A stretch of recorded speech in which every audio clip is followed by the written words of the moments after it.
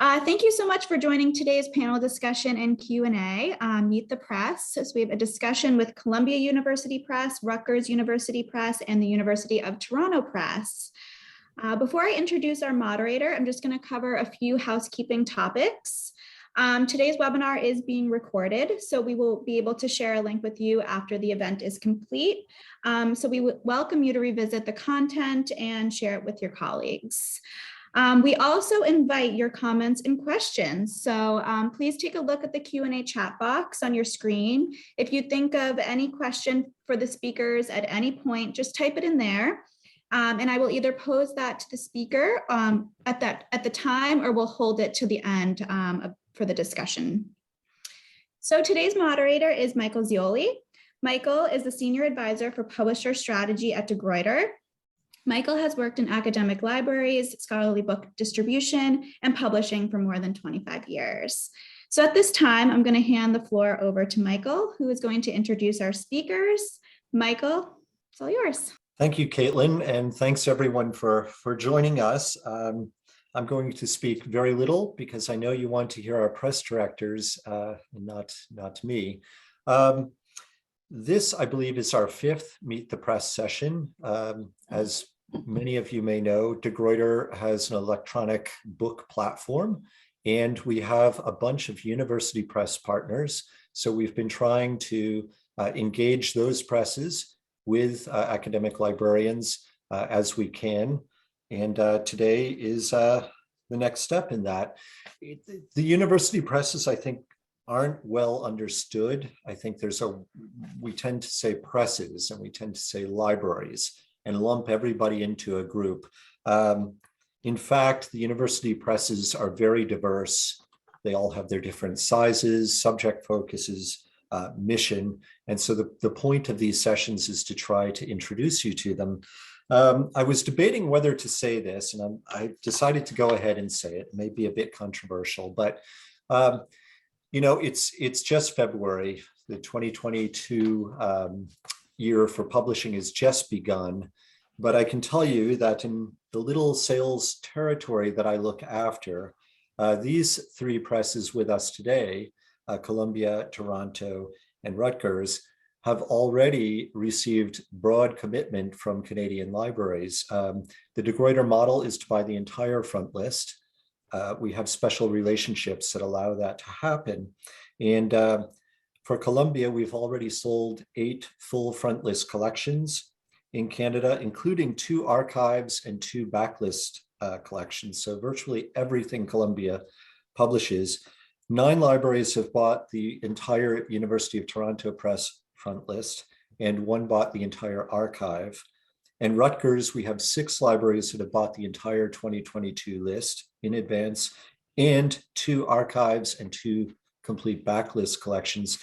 This isn't meant to be a sales point. This is meant to be for, in one relatively small territory of the world, libraries are showing a lot of commitment to these presses. So I hope today we'll begin to explore why is that.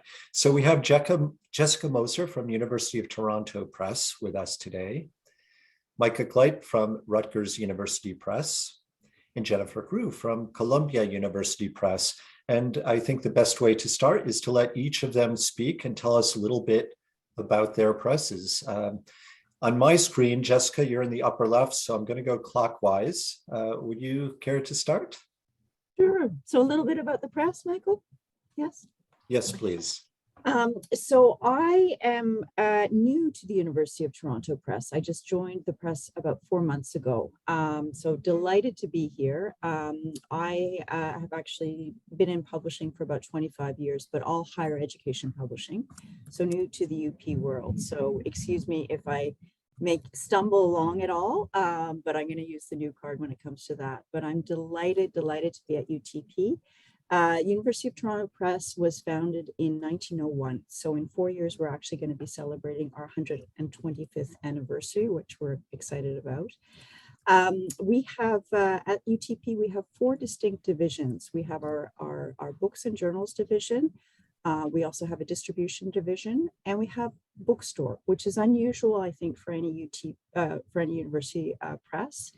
We're a not-for-profit independent from the university, although we have very, very close ties to the University of Toronto. Half of my board is made up of senior leaders from the university, including the head of University of Toronto Libraries, Larry Alford, who's a great support for us. But as an independent, there was a relationship established in 1934 where the university press would run the bookstores. And a lot of people say to me, what do bookstores have to do with university press? But we see that as a wonderful opportunity to connect with the 95,000 faculty at the university, the 95,000 students and the 15,000 faculty at the university across campuses and the like. So we run the bookstores. We also have our distribution center, like a lot of other university presses. Our distribution center obviously functions for our own UP, but it also distributes for all the other Canadian university presses and a large number of US presses across Canada. We're also quite proud of our distribution center because we see it as sort of a cultural cornerstone in its support of a lot of independent Canadian publishers, especially underrepresented communities. We distribute stories, narratives across the country. So we have our bookstore and distribution, which some UPs have, but they kind of contribute to our effort, our mission of publishing scholarly works. And in our book publishing, we publish about 180 books a year across monograph, textbook, and trade. So we go across those three areas. We are known very well for our medieval studies program. We're known as well for our history, both Canadian and non-Canadian history, political science and law, Indigenous studies, anthropology. So really strong in certain areas across humanities and social sciences. We also have a journals group. We have 46 journals. We own 14 of those. University of Toronto Press owns 14, and the rest are our clients. So 4 distinct groups, but we see them really all kind of coalescing on our mission of disseminating knowledge widely for the benefit of society. So that's UTP. Fantastic. So many questions already, but let's keep moving around the dial here. Micah, you're next on my clockwise dial. So would you mind introducing Rutgers to us? Sure. Thank you, and thanks for inviting me to this, and thanks for holding these sessions throughout the year. It's been really great and informative. So Rutgers University Press was founded in 1936. So we just passed our 85th year in operation, and we just publish books, although we have expanded the range of what that means for us in the last 5 or 6 years. But we do very carefully try to match our mission to the university's larger mission of service, research, and education. Service especially being a kind of cornerstone of what we do when we are kind of facing inward toward the university. So a lot of our publishing program is centered around subjects like anthropology and film and media and television studies, the social sciences writ large, anthropology, South Asian and Caribbean studies, studies of parenthood and childhood, Jewish studies, and then a kind of budding religious studies list. And then also some really key general interest books and scholarly books on the region going from all the way up to New York down to Baltimore. But then we've also published, historically always published books with the university in ways that we hope advances the university's footprint around the world. So that includes publishing with the Zimmerli Art Museum, which is a really well-respected museum on campus, publishing with different schools like the Douglas Residential College for Women, the Eagleton Institute for Politics at Rutgers, and things like that. We also are a consortial publisher. So in the last few years, we have worked to develop partnerships with Bucknell University Press and the University of Delaware Press to publish their books. So they still get them reviewed, and they still have their own editorial independence, but we handle things like printing and selling and warehousing and distribution, working through our own distribution and warehouse partners. So between that kind of consortial model and then our core in-house publishing, we publish about 150 books a year with a staff of about 18. So, given our relative size, our output is quite high, but also not, that output isn't, we never sacrifice quality, basically.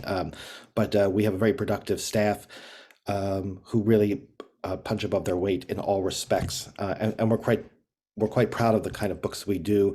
And as we build our consortium model, we also reflect what we think of as the kind of the primary importance of Rutgers University as a research institution in New Jersey and in our region. So wherever the university talks about its importance as a high research university, we want to be able to say, and we do say quite often, that we are equally a center of gravity for publishing in the same region in which Rutgers operates as a premier university.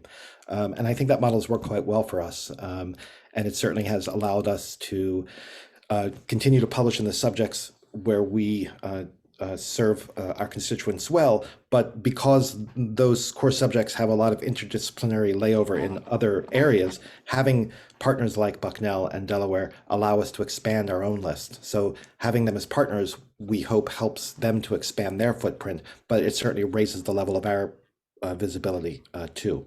So it's been a really good model for us. I think that's about it. I think it's probably enough for now.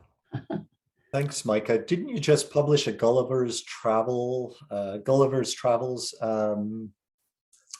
that from Delaware? Yeah, a critical edition from Bucknell. Yep, that's right. Right. Look for it at a bookstore near you. Please do. So lots of questions there too, but again, let's get to Jennifer, and then we'll start with our questions. Jennifer? Okay, thank you, and thanks for inviting me.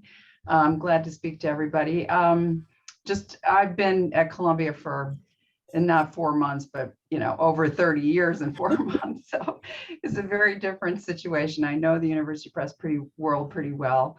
I was first an acquiring editor in the humanities, and then I was editorial director, and then in mid-2014 I became director. And before that, I had worked at in the college department at Charles Scribner's Sons back when it was an independent company, and then at Macmillan when Macmillan bought Scribner's. So it's been a while. The press, but not as old as the press. The press was founded in 1893, so it's 129 years old. And Jessica, if you need any tips on the 125th, I can tell you what we did to celebrate. So we were founded actually by founders of the college, Seth Lowe and Nicholas Murray Butler, and we were founded as an independent, not-for-profit company, the way Toronto seems to be now. And they did that way back then because they didn't think the university should be involved in the business of printing. I went back and read the minutes of the trustees meeting, and so for many years it was fine. We were an independent company, and things went well, and we sold enough books to make up for our costs, et cetera. But by the time I became director, I had tried to convince a couple of my predecessors that it would be much more advantageous for us to be part of the university. And so when I became director, we started those discussions, and we became a unit of the university in 2016. So before that, we were an independent, not-for-profit 501c3. And there are myriad reasons why it's advantageous to us. One of them, a very strong reason, is the intellectual connection. So we now know if Columbia is going to be building in this area or that area, and we can complement their efforts with our book program. But also, whereas before we kind of found out serendipitously. And also it certainly helped with our cash flow and I don't have to worry about things like health insurance for our staff, that kind of thing, which came due every year. So I'm very happy with that change. It's been working very well. We do have to deal with some more bureaucracy than we did, but in certain areas, but I'd say it's a very good thing. We publish about 180 to 200 titles a year. It's been fluctuating. We want to get back up to 200 and sort of stay there. We think we can handle 200 without increasing staff. We do not publish journals. We do, however, publish a couple of big electronic databases, CHOW, Columbia International Affairs Online, which we developed with the libraries at Columbia a long time ago, and I can't remember the date, but we got a Mellon grant and it's been self-sustaining since then. And many libraries do subscribe to it. It's a database, a think tank, white papers, and that kind of thing. And then our Granger's Index to Poetry, which started as a print, and our Columbia Gazetteer of the World, both started as print, and we migrated them over to electronic. So the Granger's World of Poetry, I think it's called. We have 8 acquiring editors and 58 staff members. And our mission statement says that we advance knowledge about the world through essential writing and research, focusing on the global, the urban, and the contemporary. And not every book that we publish is in all 3 of those areas, but it has to be in at least one.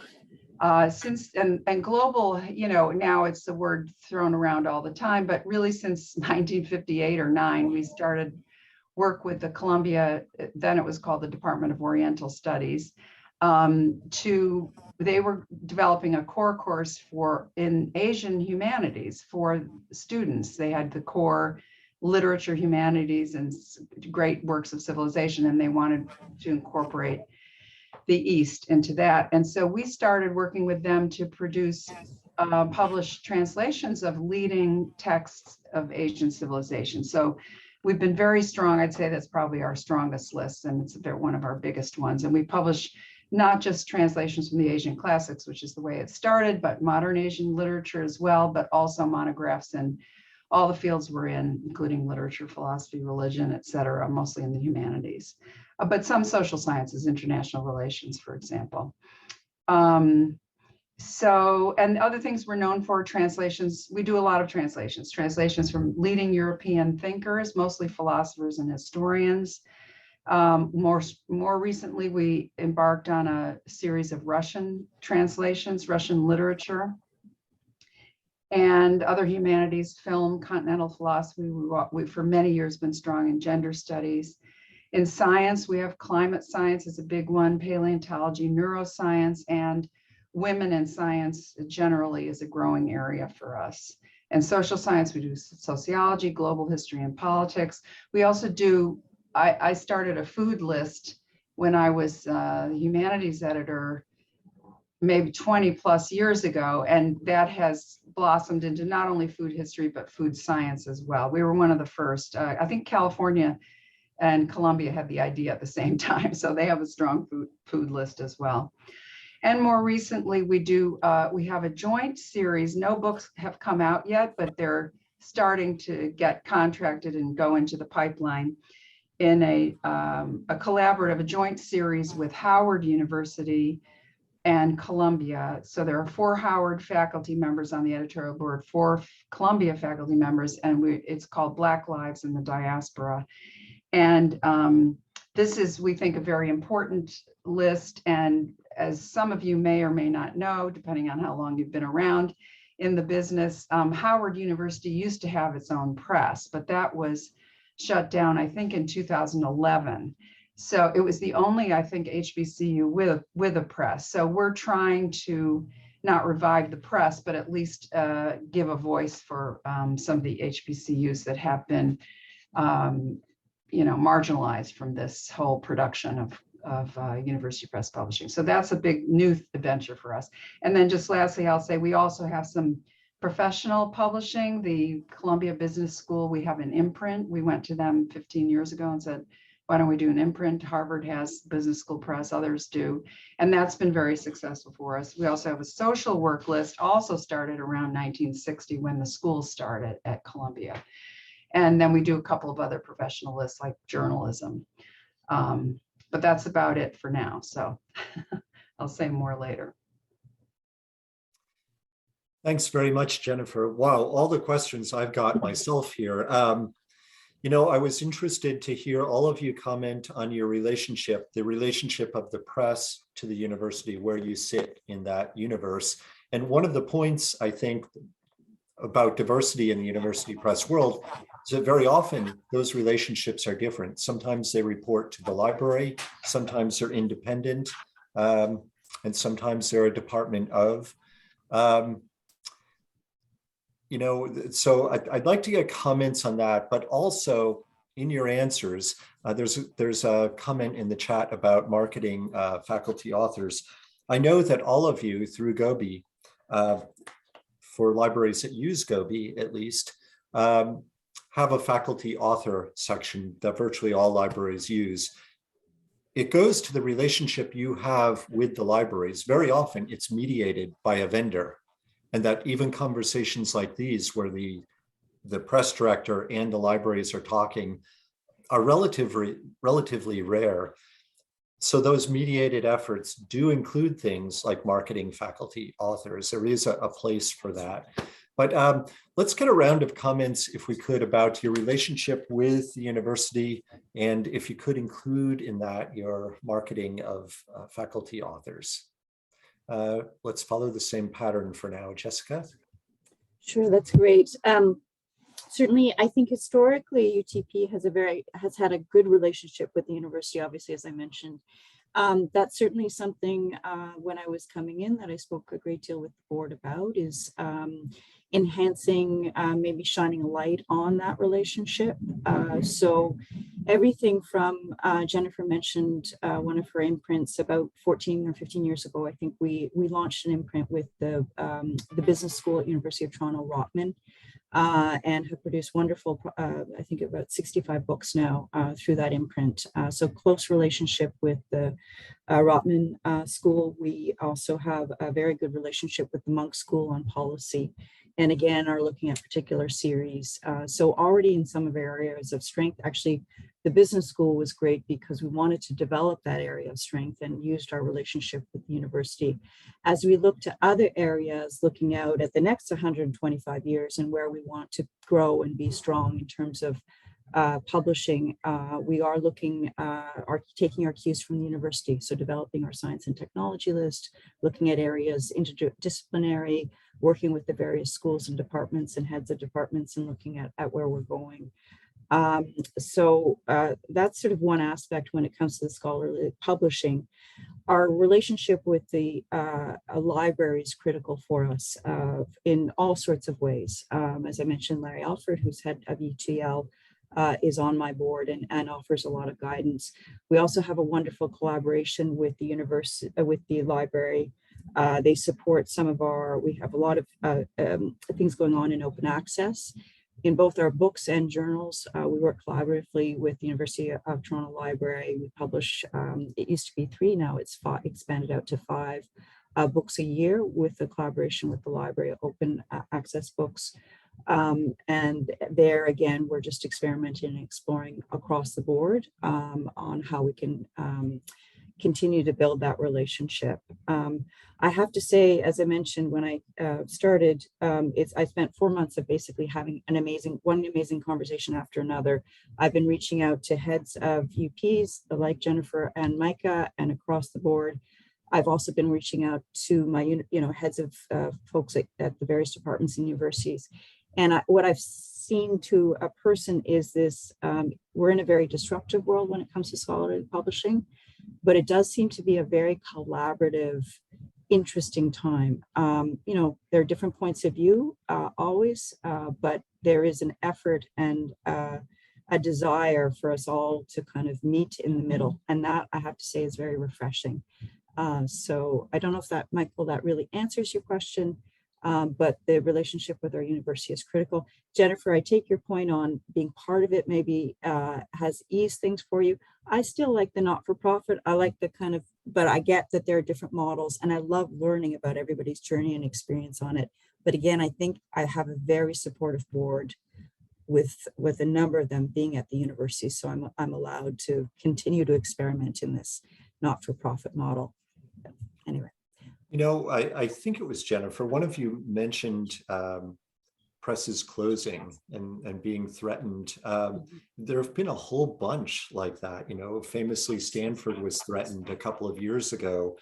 University Press of Kentucky was threatened in a similar way. Wilfrid Laurier in Canada, University Press in New England did close. So these relationships and finding sustainability and the model that works for you is important, although I think all of you are doing very well. Micah, do you want to comment on your relationship a bit more? You did a pretty good job in your intro, I have to say. Oh, well, thank you.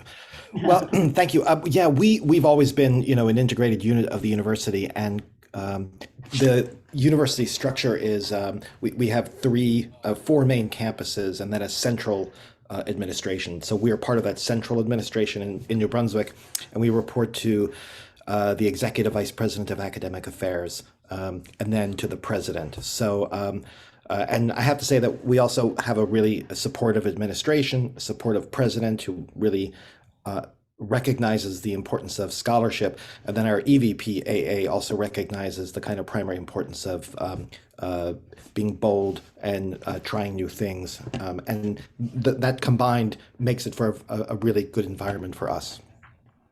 When we think of publishing authors at Rutgers, we do certainly publish some of our faculty, but more importantly, we've developed over the years a really well-defined series in subjects that are kind of reflective of the strength of certain areas of the university. So we have a really good series with the Graduate School of Education. We have a series with the Institute of Women's Leadership. And in each of those cases, we have some faculty authors who are authors of books in those series.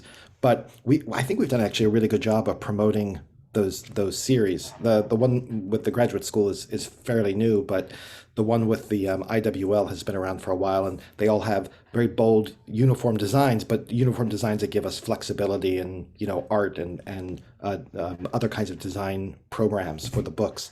And I feel like, and also one in early childhood studies.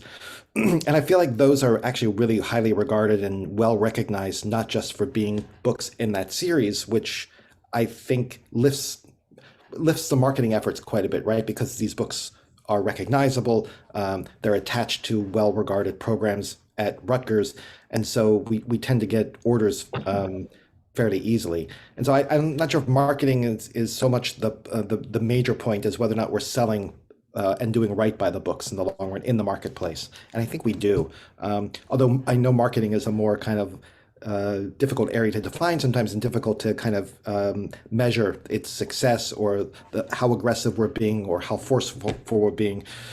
But the idea of getting fairly predictable sales for books like those are key to us, and we certainly find that the authors are generally happy with us. I would go to the point you mentioned, Michael, earlier about some presses being in danger, and then tie that to the different ways university presses are connected to the universities. Because even though we have this kind of strong impulse of service built into what we do, both service to faculty who need us for their own tenure requirements, and also universities who need us for their own prestige, we are still, part of a marketplace that's going through consolidation, and the forces of consolidation are going to affect everyone in publishing, and they might affect us in different ways, and we might have to respond to them in different ways. But they're real, and finding a way to communicate that kind of pressure to our administration is important in what I do, and in the work of a lot of university press directors, to let university administrators understand what the marketplace is doing, but also to communicate to authors and faculty and people in other institutes within universities, how we respond to them, and then go to the marketplace and talk to them about why we are different from the commercial houses. So there are a lot of different pressures going on across the board, and I think sometimes it's important to note that while we are quite different from the nonprofit, non-university, but also and commercial academic and non-academic publishing, we are in fact 1/3 of all books published in the United States. I mean, we are a big part of the publishing enterprise in America and in the world, in North America and the world. And I think we have to kind of think about ourselves as being part of not just an academic world, but also a world in the book marketplace that has its own historical pressures, its own kind of maturity as an industry, and think about how we fit in those as well. Wonderful. You brought to mind a book that I've been reading lately. I don't know if everybody can see that. It's called Book Wars.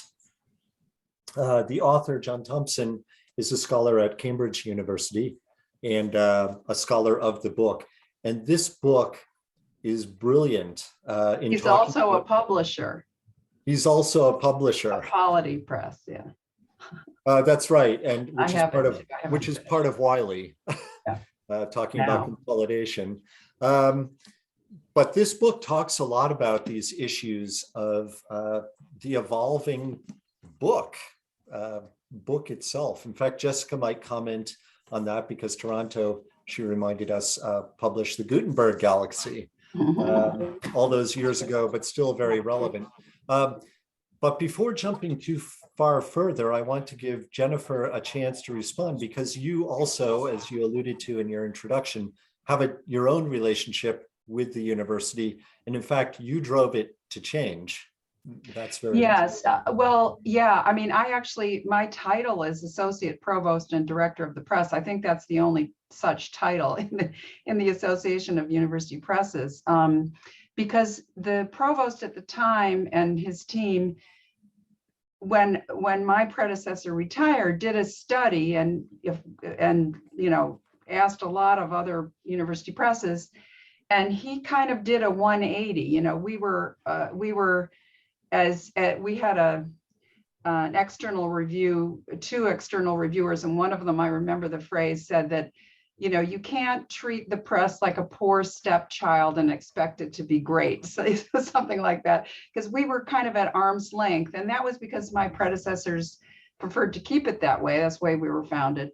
But so we have a very supportive administration, which now it's like a couple provosts later, but they still, I think they still feel that we're an integral part of what the university is about. And I would say that, the university has what they call a 4th purpose after research and pedagogy and, helping the community. I can't remember the exact phrase they use, but the 4th purpose is to spread knowledge to the world, to have the knowledge that's created at the university make real change in the world. So I think we fit in with that 4th purpose. But the other thing I wanted to say is I quickly looked at some of the questions, and one of them was, how do we market faculty books to the university? And when I started as director, I got permission to send 2 emails a year to the faculty, to the whole faculty, announcing new faculty books and offering a discount. So that right away gets everybody aware of what faculty books there are. We also have a distinguished book award that is awarded. It's awarded by our faculty publication committee. That's the committee that agrees to offer a contract for whatever book. For a book published in the last 2 years by a Columbia faculty member that brings the most distinction to the university. I stole this idea from the University of Chicago Press, so please feel free to steal it. And in Chicago, I think the president comes to the ceremony. For us, it's the provost. But anyway, that really draws a lot of people, that event. When we give a prize, and it's a pretty big cash prize that the provost office offers. And, they know about their colleagues' books, and the head of the libraries comes to it and all this stuff. So there are ways to promote faculty books, and we do keep account of how many we publish. It's about 12% of the books we publish are either Columbia faculty or Columbia graduates or something like that. That's about the number we want to keep it at. So anyway, I feel, and we have a lot of faculty members who are help with series and that kind of thing, who are series editors. So we try to maintain a very close relationship with the faculty. Thank you, Jennifer. We have some good questions coming in, so we're going to leave my script and go to the ones that are being posted here. I guess there are 2 that I'd like to get to together. One is asking, how a scholar decides which press to publish with. I think this attaches nicely to the fact of publishing your own institution's authors. It's been my understanding for all these years that the scholars know which presses are specialized in what areas, and therefore, even though they might be a scholar at Columbia, for their work, it might be better to publish with Toronto. And so that the decision of where to publish goes more to the subject and which presses are strong in that area. But I don't know, do you actively try to recruit your own faculty? You're all competing in a way, which will go to the next question about sustainability and publishing. But what about that? Do you actively recruit on your own campus to compete to get those authors to publish with you, or do you accept that they're going to go to the publisher that best fits their subject? Micah, why don't we start changing up the order here and go to you first? Okay. Well, there are always faculty on our at our university who we'd love to publish and who we stay in touch with and do publish. We also, in that kind of area of service, we also want to publish with larger units. Rutgers has this real wealth of historical material and objects. We have a jazz Center for Jazz Studies in Newark. That's the biggest archive of jazz research in the world. And places like that where we want to kind of bring those places in to publish books under their own imprint, partly because, and this kind of connects, sometimes writers from other places, academics and non-academics, will come to those archives and produce great books and publish with big trade houses. And so all of that research will then kind of leave the university. So one of our pitches that we make is we try to kind of we help keep everything in-house. As for authors, you're right, Michael. There are certain authors who know exactly who they need to publish with, given their area of expertise, given their own pressures with their tenure and promotion committees. But there are surprisingly, there's a surprisingly large number of people who don't know who to publish with. And again, in the kind of spirit of service, we spend a lot of time talking to faculty who want to know where to publish and how best to approach publishers, knowing full well that we probably won't be their publishers. So we spend a lot of time talking to our faculty, and a lot of those conversations with faculty and graduate students is to really give them a good handle on the landscape of university press publishing, what it's like to think about publishing a book with a university press, and how that decision may or may not affect your career or other kinds of plans an author may have. So we do spend a lot of time talking with authors on campus, and a lot of times we're talking to people who are often better off publishing elsewhere for the sake of their own career. So we are sometimes competing quite a bit for certain faculty projects, but we're always talking to faculty about publishing writ large. Sometimes it has nothing to do with publishing with us, though, other than we're giving them our expertise. You're on mute. Jessica, would you like to take a stab at that? Yeah, it's a great question. It's one I've actually been asking both my internal team and then these conversations that I've been having. When I started, I sat down with our head of humanities, Suzanne, and said, I love that we're so strong in medieval, but why? Like, tell me, how do we get so strong there? So, and I've been posing that question to a lot of different folks. Nico, actually head of OUP, that you all likely know, actually put it to me in a way that really crystallized. And he said, sometimes it's just about an editor. Sometimes it's just about a really strong editor that establishes relationships and attracts these authors. And then even when they move on, it becomes part of the press. So I loved that. I think, I have a team in book publishing. It's about 45, made up of our editors, our production people, our sales and marketing.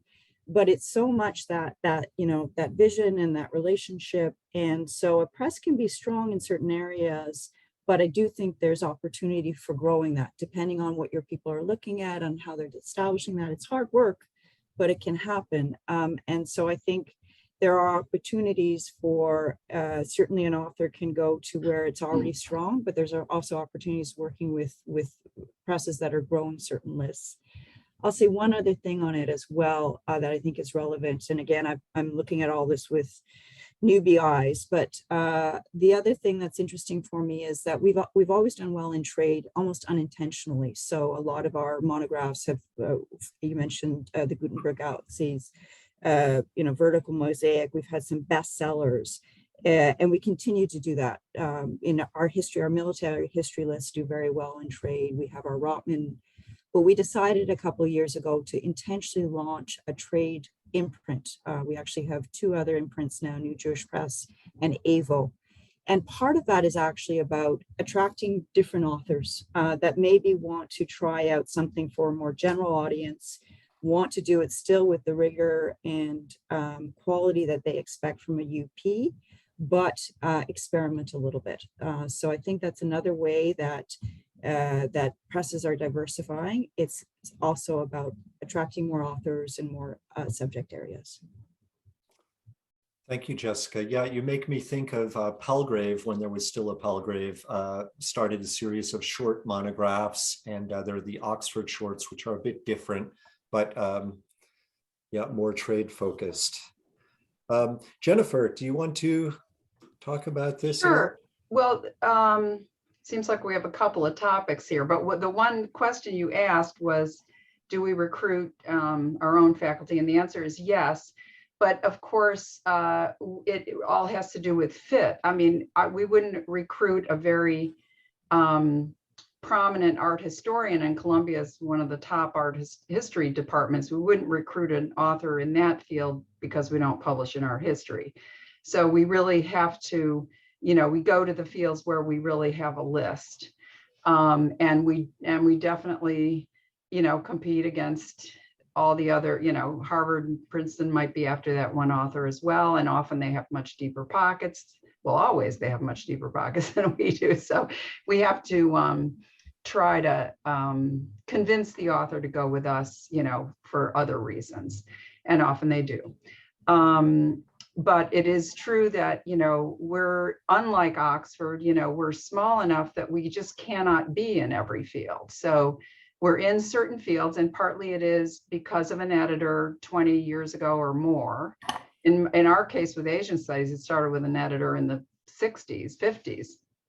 But, and we decide to, keep it and grow it. And, for a long time, I just keep with Asian studies for a second, it was a kind of peripheral, off to the side list, but suddenly, in the last 10 years, it's become much more important. So we're happy we clung to it.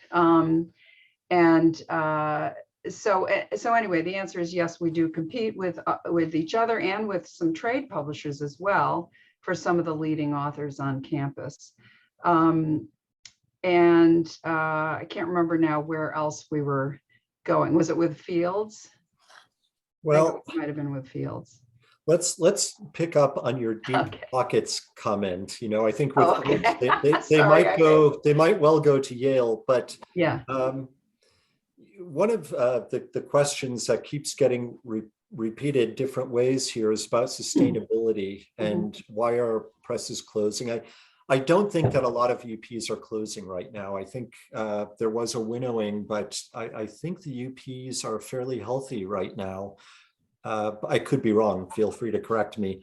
But I do think, there's a movement. For example, I live in Washington, D.C. There are a lot of think tanks here like Brookings. They'll publish some of these people's first books, but when the topic or the author becomes famous, they go to Simon & Schuster, etc., which Brookings can't compete with in terms of royalties and reach and all of that. Why don't we answer that question for people who have posted it? There are at least 3 about your own sustainability. Maybe if you could include, what's the cost of publishing a monograph? How much does it cost you, and how do you recover or cover that cost? You're all not-for-profits, I think. How do you cover those costs? How do you stay sustainable? And then we'll go from there. There are more questions that tie into that. Why don't we start there? Jennifer, why don't you continue? Okay. Well, I would say as long as I've been in university press publishing, and it's, as I told you, over 30 years, there's been a crisis. We're not selling enough, as many as we used to, and how are we going to make that work, et cetera, et cetera. However, we've found ways of doing things in a less bespoke way, still very high quality, but not spending as much on the books, production as we used to, and we've adjusted to the lower numbers of sales, and we've also adjusted our lists, as others have referred to here.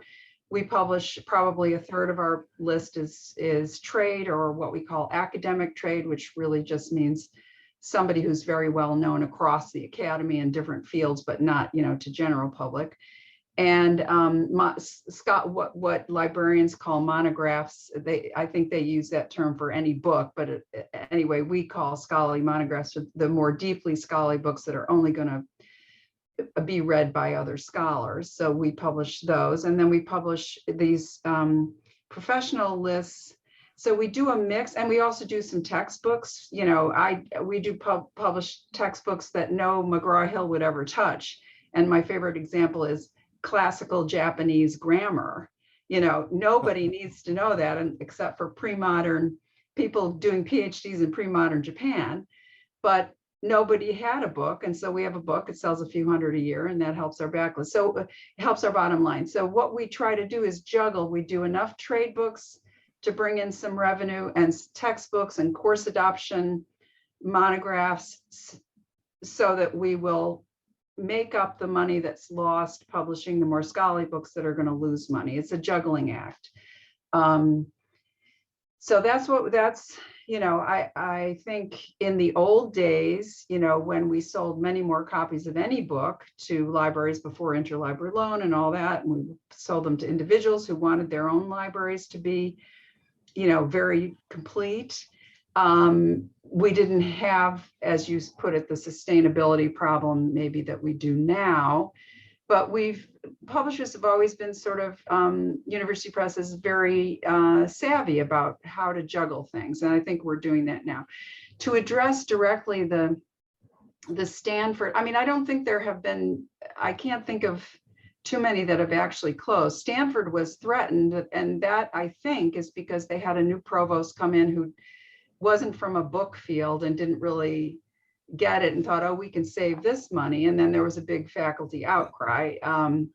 So I think previously universities didn't pay anything for their presses. They just figured that was a money-making machine. And now they do have to pay something. They have to subsidize in some way. It's a very tiny amount compared to other things they pay for on campus. And my feeling is the faculty very much values what the presses do. There, of course, have been many open access experiments, et cetera, but so far I don't see that there's a big wave to go to open access on the part of the authors. So, it hasn't really been solved yet, these very narrow scholarly monographs. Will they just be open access online? Somebody still has to pay for what, and then you asked for an amount. So how much it costs to do a monograph is it's not straightforward. It's a hotly debated topic, as I'm sure you know. And partly, of course, it depends on the size of the press and the overheads, et cetera, and how much marketing money you put into that particular book. But my rule of thumb when I'm looking at book P&Ls is that it costs us about $25,000 if you consider everything, if you can, not just the paper printing and binding, which is the least of it, but the curatorial acquisition stuff, the pitching to the sales reps who then pitch to the bookstores, the pitching to the, review media, et cetera, that's about a chunk. So we try to recoup that if we can. And some books do and some books don't. Some books earn a surplus. Thank you, Jennifer. And yeah, I knew the average. There was a study done by Ithaca about the cost of publishing monographs, and 25,000 is actually pretty reasonable. Yeah, I know some of them were higher. Yeah, Sure. but if it's pretty much straight text, if the production, like an art history, a big art book with lots and lots of color illustrations would be a different story. Yeah. Micah, do you want to comment on that? And I'm saving Jessica for last because she brings a more perspective, or a different perspective, that I think would be great to close out with. And I saw the time check, so I'll keep mine short, I promise. And I think, but just to say, to agree with Jennifer and you, Michael, yeah, 25,000 is about what we think. I think Ithaca maybe had a much bigger number, but I feel a more realistic number, given the mix of things we do, is probably around that. But the question of sustainability, again, I would have to say, is you have to look at university press publishing and publishing itself in the larger kind of constellation of publishing. It's a very mature industry. So yes, there's a lot of excitement about ebooks and collections. And if you want to talk about one exercise and one successful attempt at sustainability without this being a sales call, it's partnerships like we have with De Gruyter. These are the kinds of things that will help us reach a larger market and also bring in kind of much needed revenue for a lot of books. But the idea of growth, which has to be kind of has to underpin any business, including university press business, is something we have to always kind of talk about with both our university partners and our direct reports, and also to the larger world. And so I go back to what I said earlier, and then I'll stop, which is that there may not be a raft of presses closing, but I suspect we'll see a lot of consolidating happening. Jennifer, by keeping other university presses that are no longer around as imprints is one form of consolidation. Consortium building among university presses. The University Press of Colorado has done a fantastic job of not just building a consortium, but expanding it by convincing the University of Wyoming to start its own press. Made easier by the fact that Colorado has the infrastructure already built up to allow Wyoming to have one. Clearly, Wyoming wants one because it makes a university more important to have one. But those kinds of creative attempts at building out growth is, I think, the way we're going to kind of achieve sustainability. I don't think we'll ever be independent of the need for support because we are nonprofit. But we've got to kind of do things that make sense for the marketplace as a publisher, as much as we have to do things that are innovative as an academic publisher. And I know Rutgers has done a lot of that. You've talked about growing your list to currently about 150 books, but with the same or fewer staff. So you're trying to do more with less. Well, I think we're trying to do more with the size we've always had, and I think the less is compared, and not.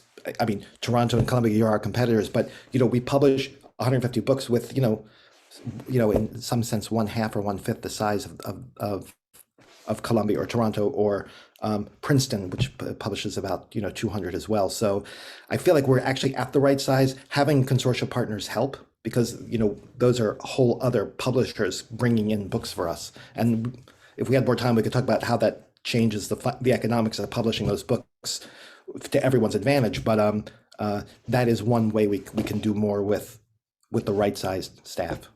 I think I hate to say less because I'm sure staff are listening, and I don't want to get a guillotine after this is over. So we all get itchy about that. Yeah. I will direct some of the people listening to a scholar by the name of Colin Steele. He's an Australian, Colin Steele, Steele. He's done a lot of study on the evolution of print runs and sales to academic libraries of university presses. So you can find that he's thoroughly studied that. I wanted to get Jessica Moser because I see we just have a little bit of time. Jessica comes from Pearson, so a textbook and commercial background into the university press world, and may have some interesting perspective, I think, on sustainability and growth and business practices. For sure. Just to clarify, I did spend 16 years at Pearson, 8 in the US and 8 in Canada, but I haven't been at Pearson in years. So I didn't come just recently from Pearson, just to clarify. But definitely have spent all of my career in higher education, educational publishing. So So Michael, yes, lots of different models there. I'm not sure, I want to answer your question. So do you mind repeating it for me? Yeah, we're talking about sustainability for Yes. nonprofits, and there were questions about presses closing and how much does Yeah. it cost to publish your average monograph, described broadly. For sure, with the lens of the higher education that I've come from, is that where you were going with that? Just, I'm not sure what that can bring to this. I'm kind of me casting neither. about. So yeah, me neither. But I'll try. So certainly, when it comes to sustainability in the UP world, I don't want to restate what's already been said by Jennifer and Micah, but I do think, subventions and a knowledge, I think when I talk to my editors, it sounds like more departments are aware of sometimes that will require funding, that there's more openness to supporting authorship, particularly as we're looking at trying to get more underrepresented groups, trying to get and continue this mission-driven goal that we're on publishing. Costs are going up. There's no question. Disruption in we haven't gotten to anything on, paper, print, and bind, disruption in the channel. Digital facilitates, but there are also costs involved with that. So there are costs involved in creating valuable content. We're all aware of it. When I mentioned collaboration at the beginning, what I love seeing is that there's a recognition of it on all sides. So when you talk about the open access model, people recognize it's not about free, it's about where the funding comes from, either at the start of the project, at the end of the project, in the middle of the project, but there has to be funding. So there are very interesting models. I don't want to overstate this or go over time. So, and sorry to try to clarify, Michael, you had said something about higher ed, so I wanted to illuminate, but I don't think I have. Certainly in the higher ed space, there are interesting models there, and maybe that can be a conversation at another point. But thank you so much for including me in this conversation. No, that was a brilliant point, Jennifer. I think the fact that sometimes people do interpret open access as free, I think people understand it pretty well now, but the cost is still there. So it's just a shifting of the business model. So thank you for bringing that out. I wish we had more time. We have plenty of questions, but that's all we've got. Thank you very much for coming and sharing your perspectives from the university press world with our audience today. Thank you. Thank you very much. Thanks so much.